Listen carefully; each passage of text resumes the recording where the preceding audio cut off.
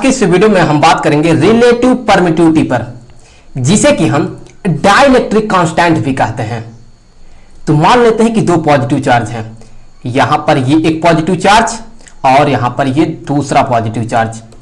तो यहां पर ये जो पॉजिटिव चार्ज है ये हमने मान लिया कि ये है प्लस Q1 और यहां पर ये जो दूसरा वाला है ये है प्लस Q2।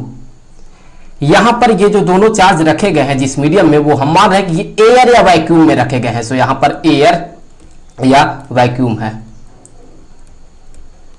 और इन दोनों चार्ज के बीच में जो डिस्टेंस है, चलिए हमने मान लिया कि ये जो डिस्टेंस है ये है स्मॉल लेटर r। तो अब देखें यहां पर ये जो चार्ज Q1 है यह Q2 पर एक फोर्स अप्लाई करेगा इस डायरेक्शन में, जिसे कि हम इलेक्ट्रोस्टैटिक फोर्स कहते हैं।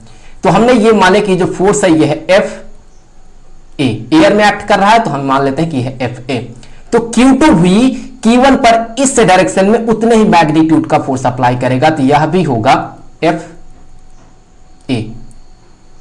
तो हम यहां से कूलॉम्स लॉ से ये कह सकते हैं कि ये जो फोर्स होगा FA, ये जो फोर्स होगा FA, ये बराबर होगा 1/4 पाई एप्सिलॉन नॉट इनटू यहां पर Q1 Q2 डिवाइडेड बाय इनके बीच का ये जो डिस्टेंस है उसका स्क्वायर। यहां पर ये जो आपको दिख रहा है एप्सिलॉन नॉट, इसे कहा जाता है कि यह है absolute permittivity of free space. यहां पर ये फ्री स्पेस है तो हम कहेंगे कि ये जो एप्सिलॉन नॉट है यह है absolute permittivity of free space. देखिए ये जो परमिटिविटी है यह एक मीडियम का प्रॉपर्टी होता है जो कि दो चार्ज के बीच में एक्ट कर रहे फोर्स को जो है कम या ज्यादा करता है। यह परमिटिविटी किसी मीडियम का जितना ज्यादा होगा फोर्स उतना ही कम एक्ट करेगा। जैसे कि मान लें कि हम यहां से ये जो दोनों चार्ज हैं, ये दोनों चार्ज जो हैं इन्हें हम यहां से हटा करके किसी दूसरे मीडियम में रख देते हैं। दोनों चार्ज के बीच में डिस्टेंस वही है और चार्ज का मैग्नीट्यूड भी वही है, लेकिन हमने क्या किया, हमने मीडियम ही बदल दिया। अब एयर या वैक्यूम नहीं है, अब यहां पर कोई दूसरा ही मीडियम है। मैं यहां पर लिख दे रहा हूं एनी मीडियम। चलिए एनी मीडियम मैं लिख दे रहा हूं, मतलब कि यहां पर ये कांच भी हो सकता है, पानी हो सकता है, केरोसिन हो सकता है, इस तरह से कोई भी मीडियम हो सकता है। So any medium, any medium. तो अब जैसे ही हमने मीडियम को ही चेंज कर दिया, तो क्या अभी भी जितना एयर में फोर्स एक्ट कर रहा था जो कि इसके बराबर था, क्या अभी भी उतना ही फोर्स इस मीडियम में भी एक्ट करेगा? हमने मीडियम को बदल दिया तो क्या फोर्स अभी भी सेम रहेगा? नहीं, फोर्स कम हो जाएगा। जैसे मीडियम को चेंज किया वैसे ही फोर्स यहां पर कम हो जाएगा। तो यहां पर ये जो फोर्स होगा ये हम मान लेते हैं कि अभी एक्ट कर रहा है Fm। तो यहां पर ये जो फोर्स है ये है Fm, तो ये जो Fm होगा ये कम होगा। सो यहां पर फोर्स जो है ये कम हो जाएगा। तो यहां पर जितना एयर में एक्ट कर रहा था फोर्स उसका बटा हो जाएगा यहां पर कैपिटल लेटर K। इसे हम जो है यहां पर एप्सिलॉन r से भी डिनोट करते हैं। चलिए यहां पर एप्सिलॉन r से डिनोट कर देते हैं।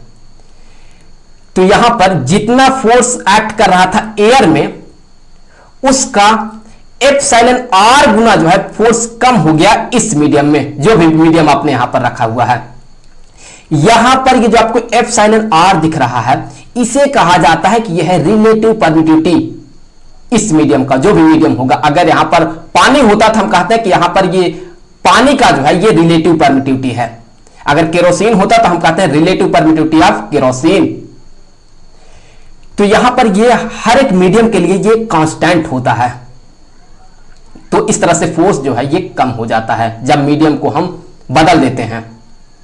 जैसे कि अगर मान लेते कि यहां पर जो एयर में फोर्स एक्ट कर रहा था, ये जो एयर में फोर्स एक्ट कर रहा था, अगर ये मान लेते कि ये फोर्स था 80 न्यूटन का, चलिए मान लेते कि यहां पर 80 न्यूटन का फोर्स एक्ट कर रहा था, तो उसी सिस्टम को अगर हम पानी में रख देते, मान लेते कि ये जो मीडियम है ये पानी है, तो जब हम पानी में रख देते तो यहां पर जो फोर्स एक्ट करता है इस मीडियम में, जो कि वाटर होता, तो वाटर के केस में ये जो फोर्स एक्ट करता ये होता 80 न्यूटन बटा 80।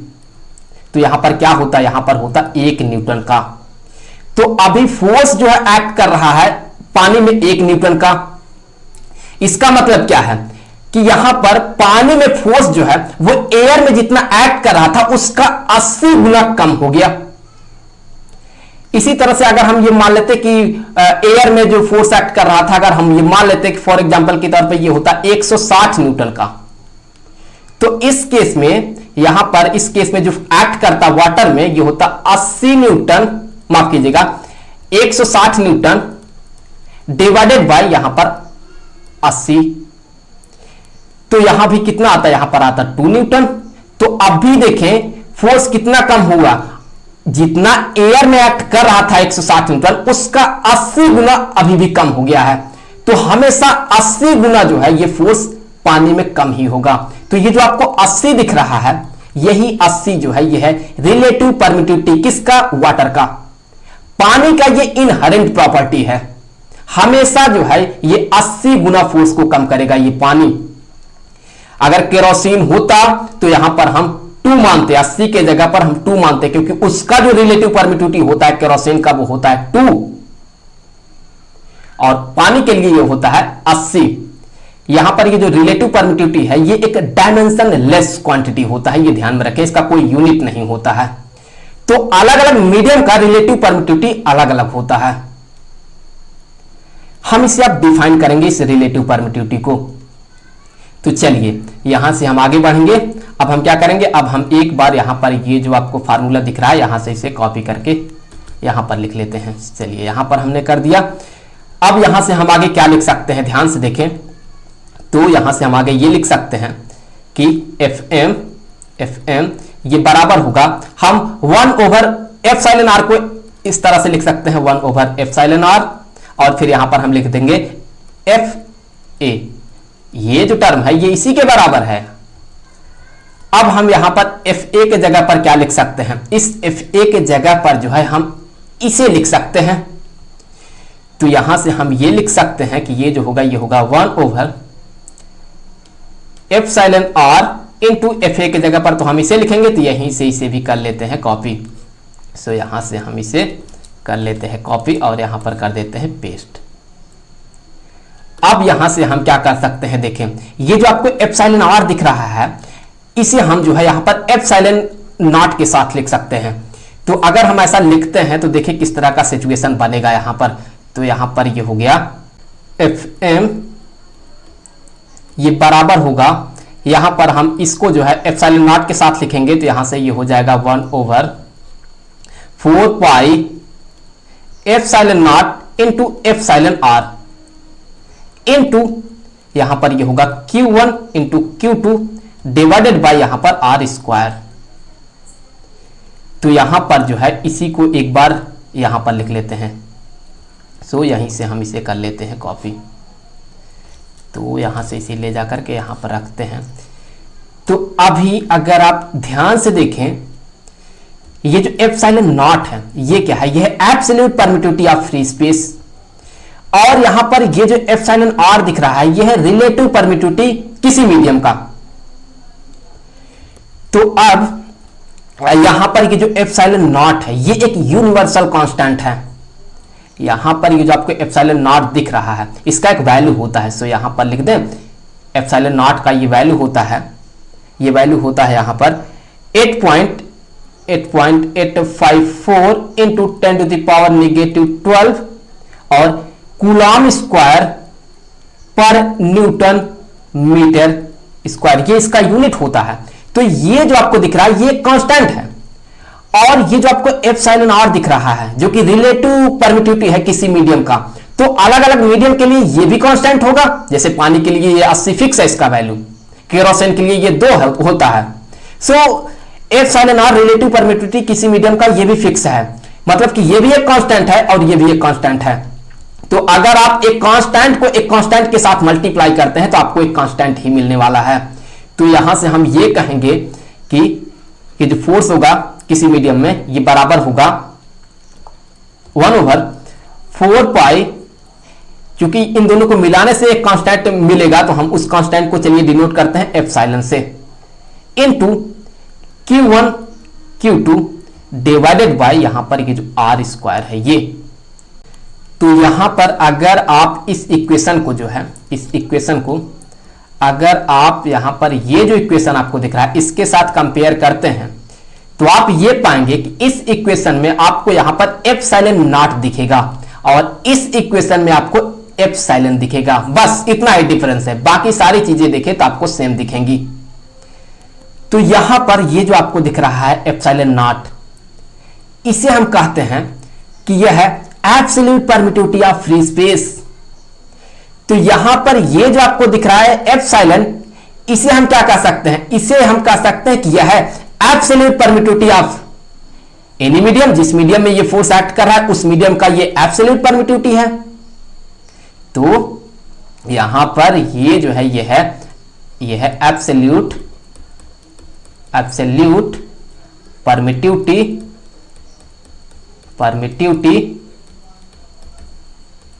Of free space. और यहां पर ये जो आपको दिख रहा है ये एप्सिलॉन, इसे हम कहेंगे कि यह है absolute permittivity of any medium. So यहां पर ये होगा एब्सोल्यूट परमिटिविटी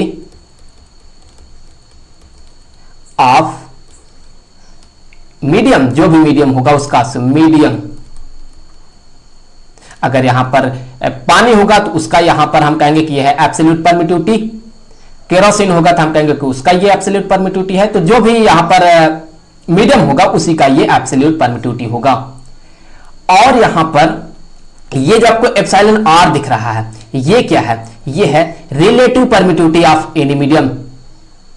जिस मीडियम में फोर्स एक्ट कर रहा होगा ये वाला, उसी मीडियम का ये होगा रिलेटिव परमिटिविटी। सो यहां पर ये होगा रिलेटिव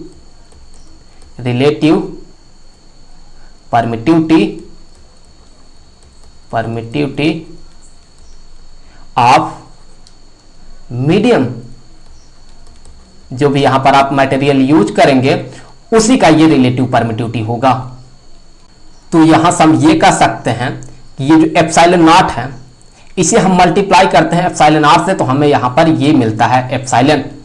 तो यहां से हम ये कह सकते हैं कि ये जो एप्सिलॉन है ये बराबर है एप्सिलॉन नॉट इंटू यहां पर ये जो रिलेटिव परमिटिविटी है ये।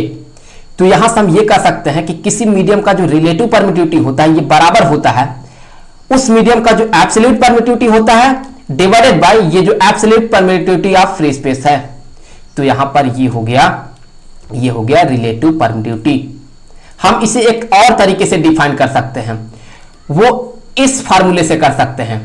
तो यहां से देखें तो हम क्या कह सकते हैं, हम ये कह सकते हैं कि ये जो रिलेटिव परमिटिविटी होगा ये बराबर होगा एयर में जो फोर्स एक्ट कर रहा है डिवाइडेड बाय जिस मीडियम का हम रिलेटिव परमिटिविटी पता कर रहे हैं उस मीडियम में जो फोर्स एक्ट कर रहा है। तो यहां पर ये भी हो गया रिलेटिव परमिटिविटी। तो इस वीडियो में इतना ही।